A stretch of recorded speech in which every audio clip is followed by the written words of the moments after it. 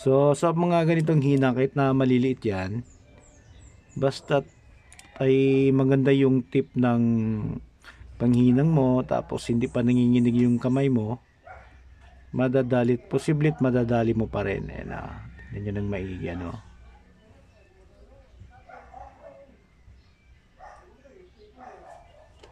Yan, kita nyo naman, di ba? Yan. So hindi mo naman kailangan hinangin yung doon sa taas. Dito ka lang manghihinang sa dulo. Sa pinakadulo lang. Yan.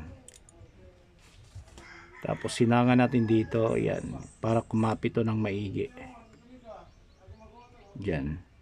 Kasi sa original kasi, yung hinang yan, mababaw lang, hindi yung mga footing nito hindi gaanong kumakapit sa ilalim. Kaya kailangan hinangin natin yung pati dyan. Ayan. Okay. Tapos dito sa ilalim, mga ganyan yan, nahinang na natin yan. Ayan, oh. Yan siya yung sa ilalim.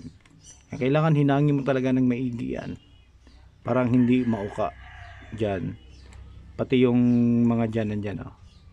Hinangin mo ng maigi. Initin mo talaga para tumagos doon sa kabila. Sa kabilang side nito.